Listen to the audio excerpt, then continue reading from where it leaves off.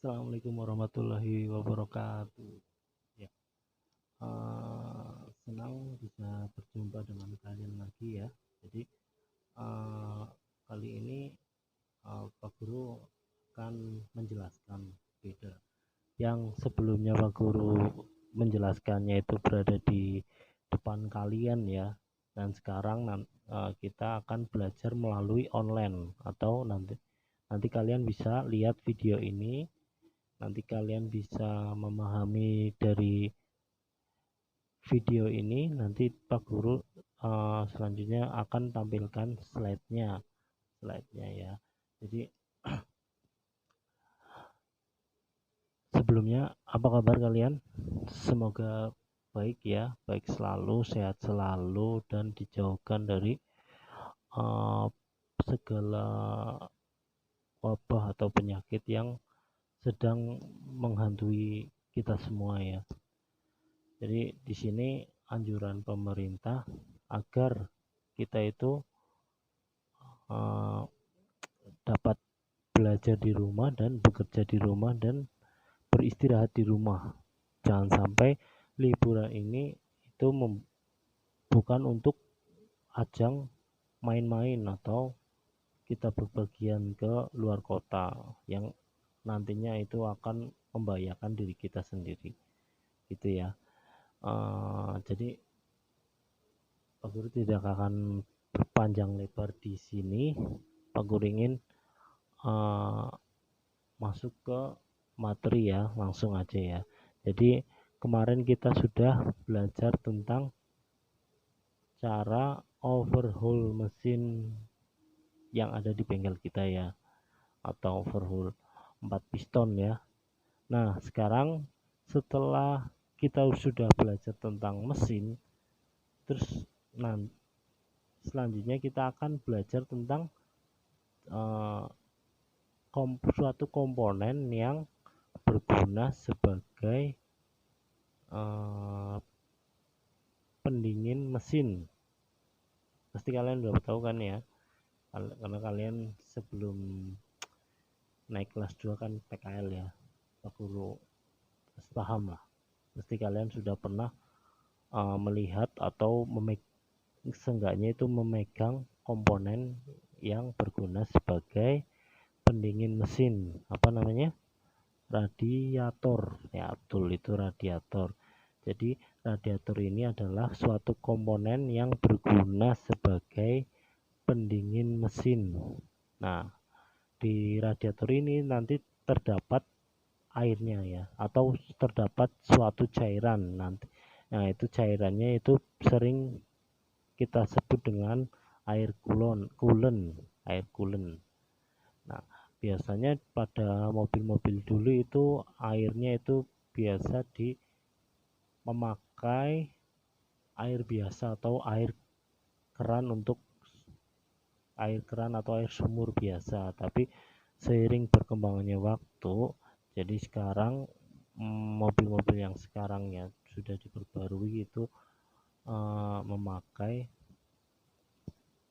cairan yang bernama coolant. Jadi dulu Pak Guru itu pernah ke bengkel radiator. Di situ kan Pak Guru kan punya mobil itu tahun 76.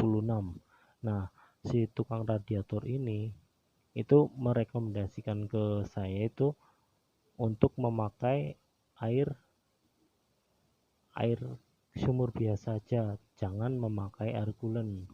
Nah, itu Pak Guru kurang paham itu. Jadi menurut si tukang radiator itu air sumur atau air keran itu cocok untuk mesin-mesin radiator di mesin mobil yang tahunnya itu tua ya, kayak mobilnya Pak Guru itu kan tahunnya itu tahun lahirnya itu tahun 67. Jadi Corolla 67. Nah di sini Pak Guru ingin uh, membahas tentang radiator. Di radiator ini nanti ada berbagai macam komponennya. Di antara lain yang pertama itu radiatornya.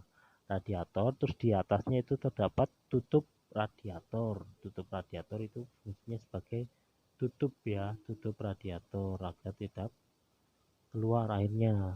Terus di samping radiator itu terdapat tangki kecil sebagai wadah dari cadangan air radiator, itu namanya reservoir. Nah, itu cadangan untuk apabila radiatornya habis, nanti radiator akan menyedot ke dari reservoir, nanti masuk ke radiator gitu. Jadi ini awang-awang aja ya. Nanti di bengkel kita itu sudah ada alat yang berguna untuk pengecekan kebocoran radiator gitu ya. Jadi radiator itu seharusnya itu tidak bocor. Kenapa tidak bocor? Karena radiator itu fungsinya itu nanti airnya itu berguna untuk mendinginkan mesin. Jadi kalau bocor, airnya bocor, berarti airnya itu lama-lama berkurang. Nah, itu nggak bisa.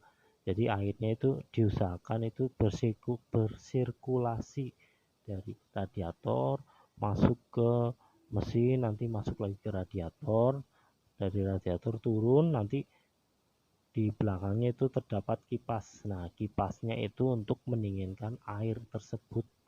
Jadi kan air itu masuk ke mesin, dari mesin kembali lagi ke radiator.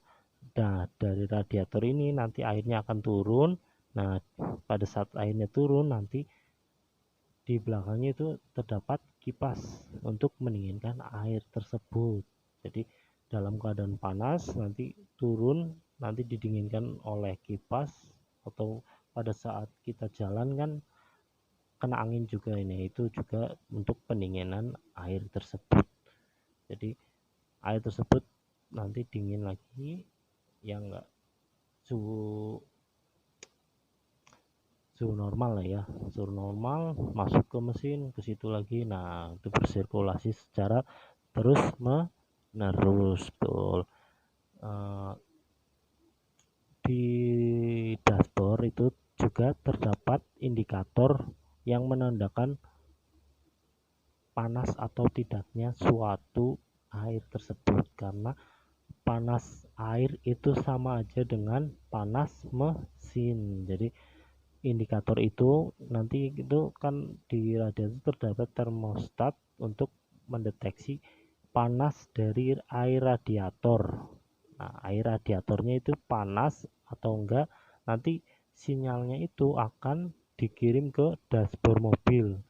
Kalau enggak salah itu yang C, sama yang atas itu H. Tuh.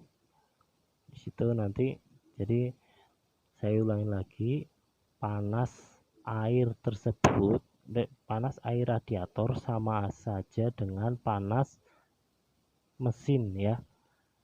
Tuh, diingat-ingat, panas air radiator sama dengan panas mesin, dan radiator itu tidak boleh bocor. Tuh.